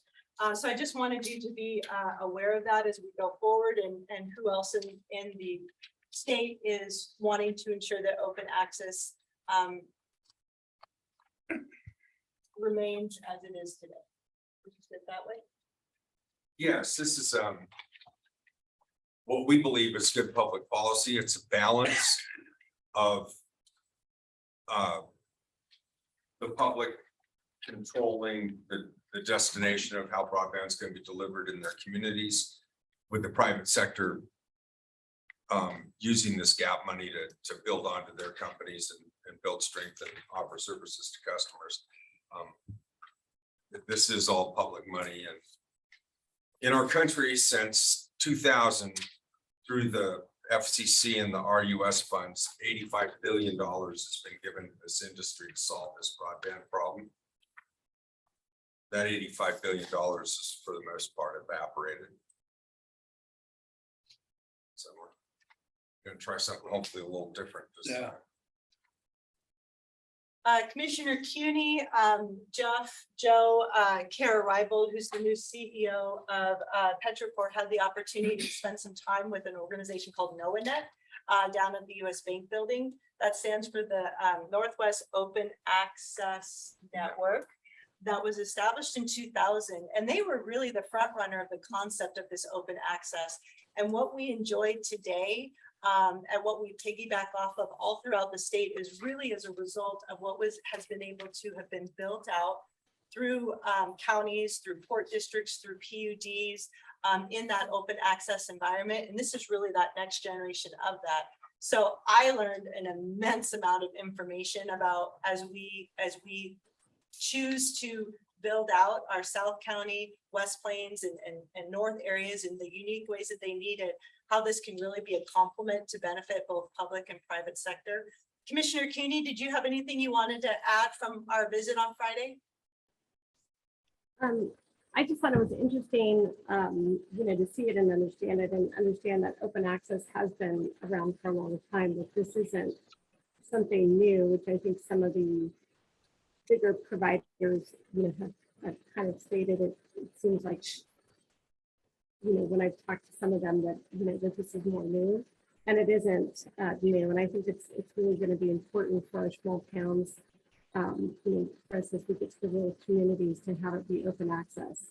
So that way it's not just one provider who's going to monopolize it, that other providers are going to have those opportunities to serve those constituents and individuals in a cost-effective manner, and provide, quality customer service. I think that's the other thing I see with the open access, is it's really helps provide better service, to those individuals.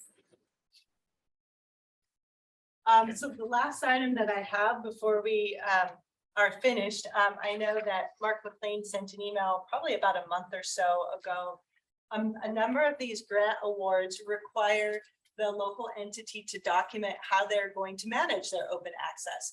And he did some assessments with Jim Amacio on some options for the commissioners to consider going forward. One that seemed to be best fit for us is the concept of a public development authority like entity. So that's another one of these things that, as all of these grants come due, we don't necessarily have to have anything completely built out and up and running, but to have your direction on proceeding with frameworks.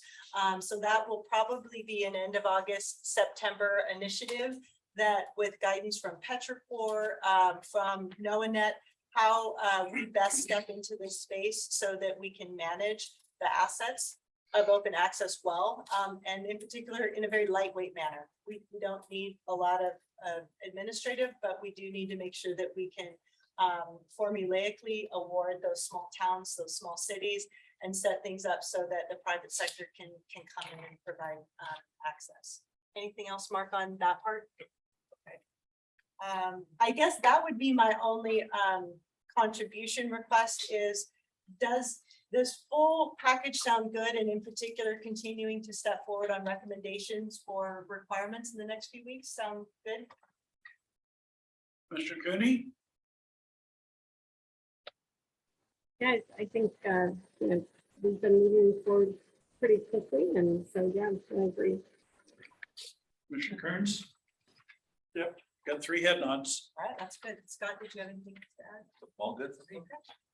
And that is ARP food. All right, very good. So next up is Ashley Cameron. Is this executive session or is this open session? Nope, they're both open. Okay, very good. You're on. Awesome. So how much of this do you want back? If you'd like to read over it, you can. It's just very much draft form. Okay. All right.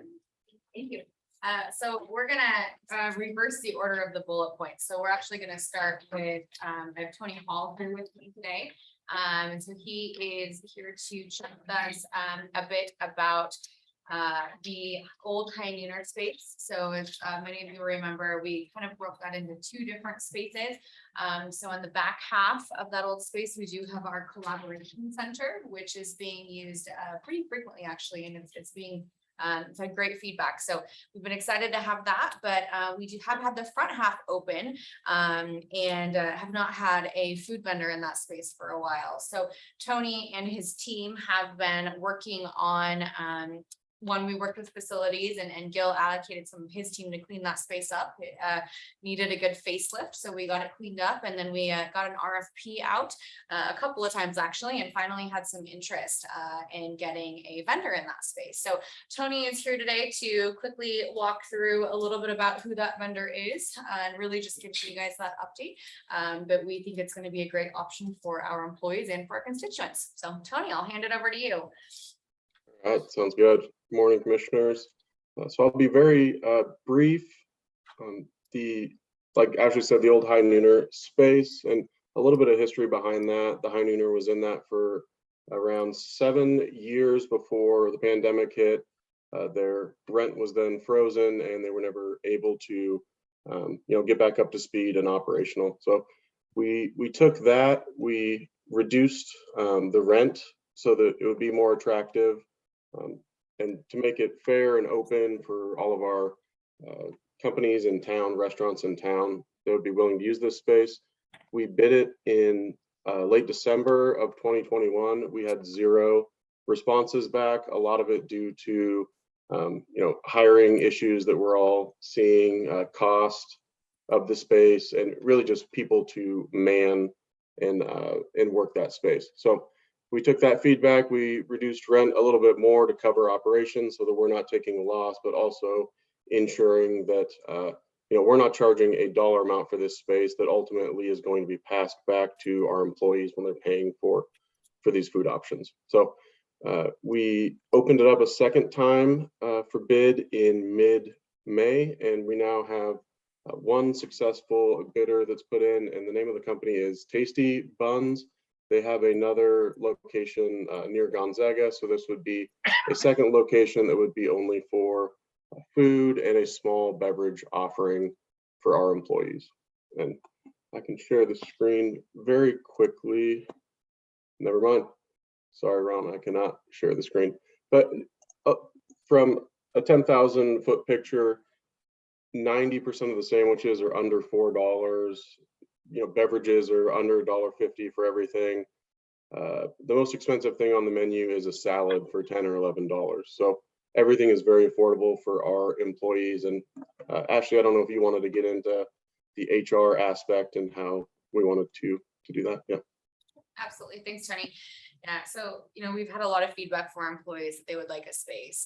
And so as we continue to look at how do we provide options to our employees to make this a place that they want to work, that they want to be, they want to stay. It's these little things that sometimes can go a long way.